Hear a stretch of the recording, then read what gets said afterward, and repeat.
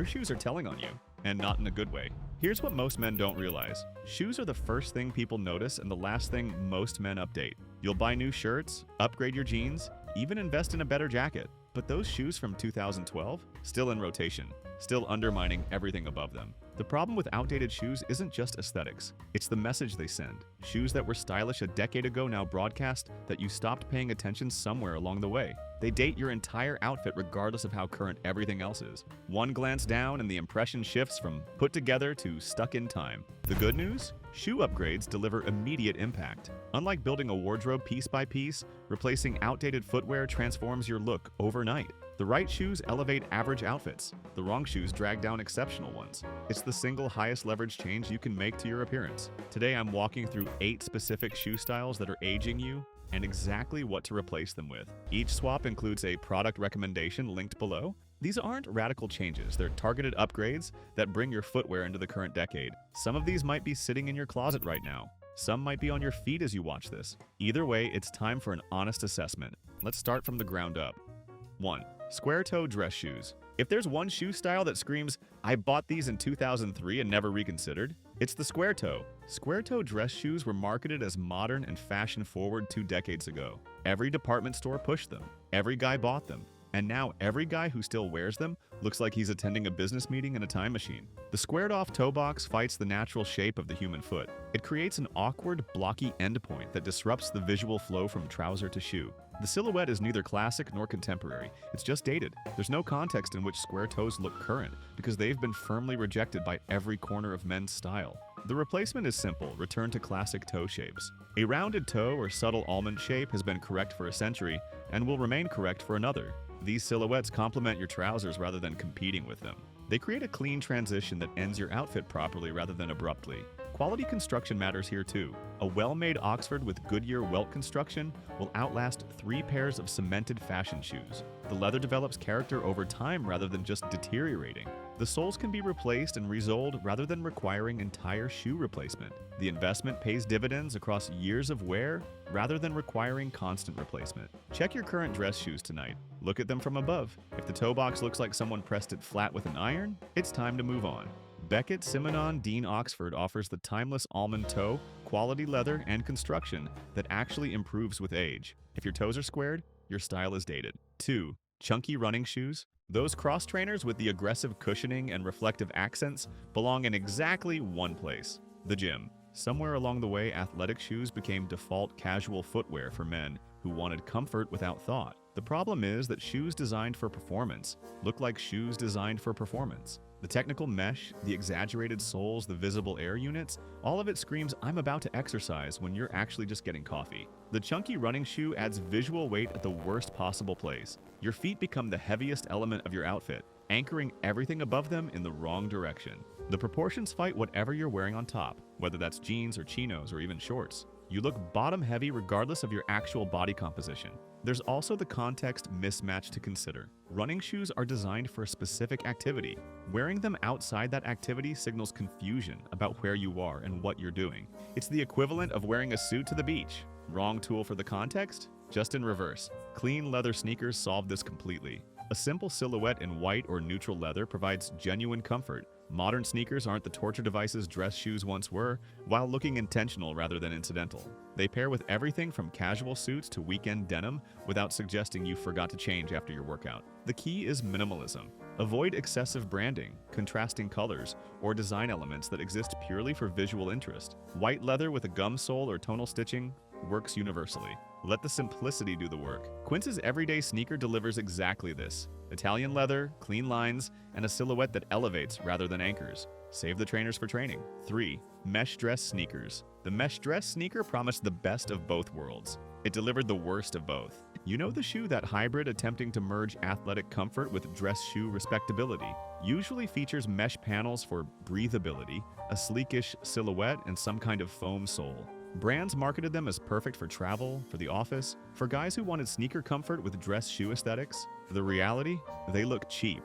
The mesh reads as athletic regardless of the shape. The hybrid construction commits to neither category fully, leaving you with a shoe that's too casual for actual dress context and too try-hard for actual casual context. It's a compromise that satisfies nothing and pleases no one. The worst part is the aging effect. Mesh dress sneakers say, I wanted to look professional, but couldn't commit to actual professional shoes. That ambivalence reads clearly, and it reads as a man who's uncertain about where he fits. Not the message you want to send after 40. Confidence means committing to choices, not hedging between them. There's also the durability problem. Mesh shows wear quickly and visibly, it stretches, discolors, and collects stains in ways leather doesn't. 6 months into owning mesh dress sneakers, they look like they've been through a war. 6 months into owning quality leather sneakers, they're just getting broken in.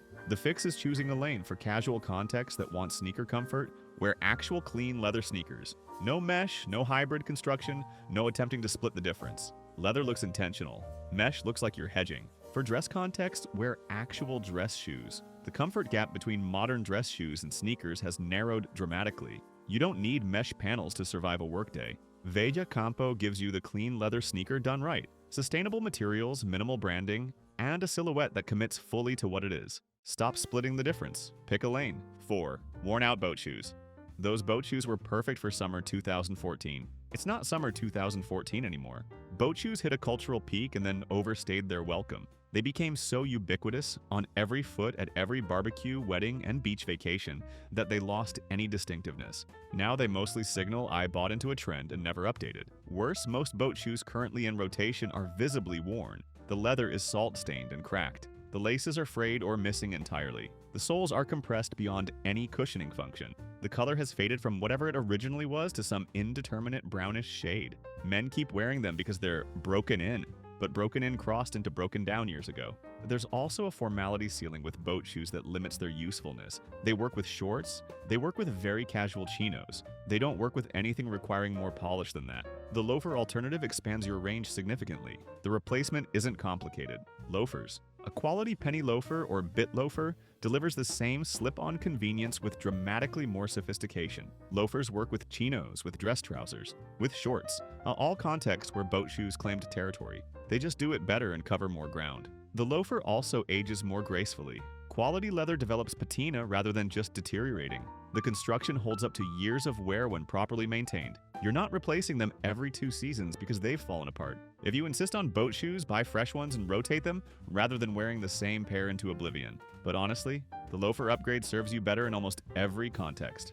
GH Bass Weejuns offer the classic penny loafer at an accessible price, the silhouette that defined American casual elegance. Graduate from the boat shoe. The loafer is waiting.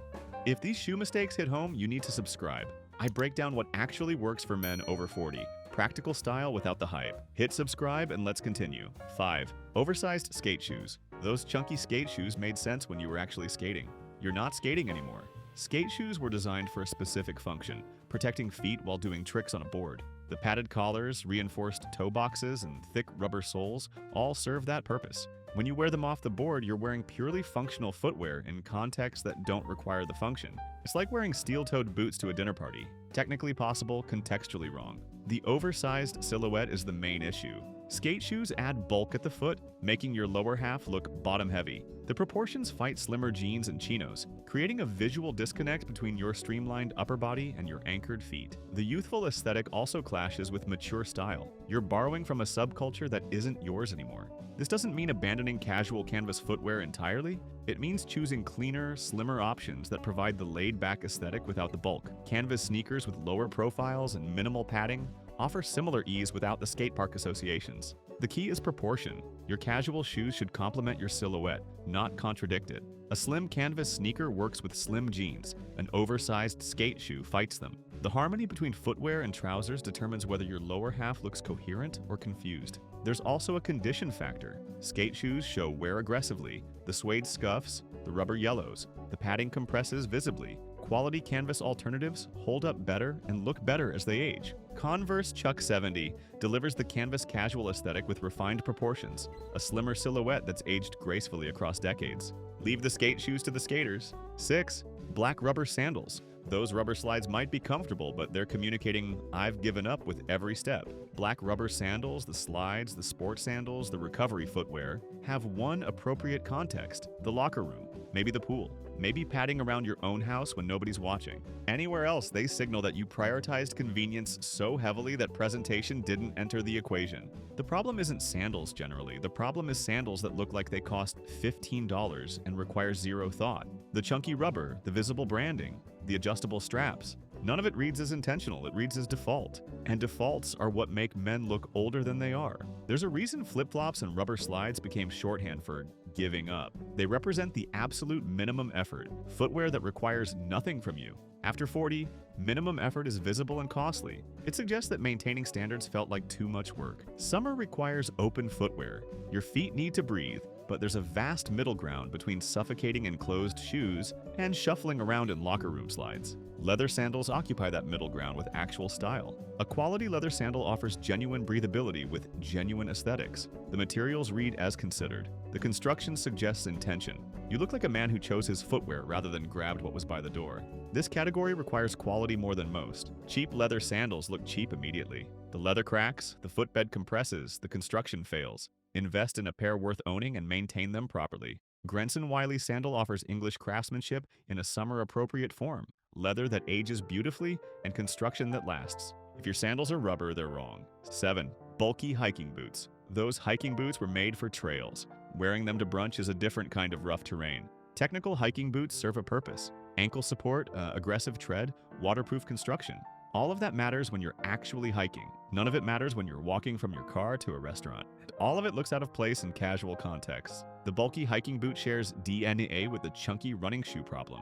It's footwear designed for performance being worn in contexts that don't require performance. The aggressive silhouette adds visual weight. The technical features look purposeless. You appear dressed for an activity you're not doing. There's also a ruggedness without context issue. Hiking boots suggest outdoor capability. When you're clearly not in an outdoor context, that suggestion becomes costume. You're performing ruggedness rather than embodying it. After 40, authenticity matters. Wearing gear designed for activities you're not doing reads as insecure rather than aspirational. The desire for a casual boot makes sense. Boots provide ankle coverage, seasonal warmth, and a grounded aesthetic that sneakers can't match. But the version that works in casual contexts isn't the one you'd wear on a mountain. Chukka boots and desert boots occupy the sweet spot. They provide the boot aesthetic with a streamlined silhouette, 2 or 3 eyelets instead of 8, crepe or leather soles instead of aggressive rubber tread, suede or smooth leather instead of technical waterproof materials. The result is footwear that reads as intentional for the context you're actually in.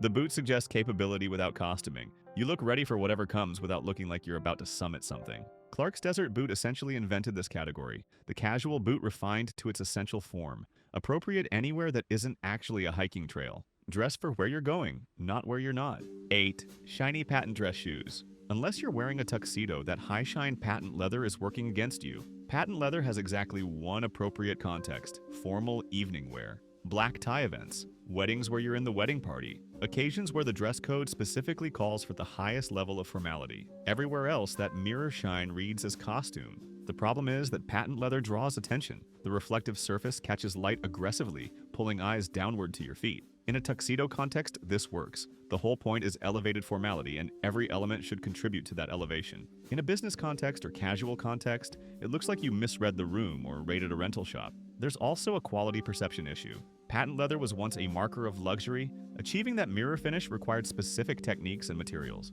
Now it's been replicated cheaply across countless fast fashion options. The finish that once signified investment now frequently signifies the opposite. The fix is matte leather. Quality dress shoes and properly finished calf leather offer plenty of visual sophistication without the theatrical shine. They can be polished to a healthy glow that reads as maintained rather than mirror-like. The leather works across contexts from business meetings to dinners without ever feeling costumey. Leather quality becomes visible in matte finishes. Cheap leather looks plasticky and lifeless. Quality leather shows depth and develops character over time. The shoe actually improves with wear and proper care rather than just existing in a static, shiny state. If you own patent leather, keep them for actual formal occasions. One pair is plenty for most men's lives. For everything else, matte leather serves you across the full range of dress contexts you'll actually encounter. Grant Stone Cap Toe delivers American craftsmanship and quality calf leather, the dress shoe that works from office to evening without ever looking overdressed. Save the shine for when the invitation demands it.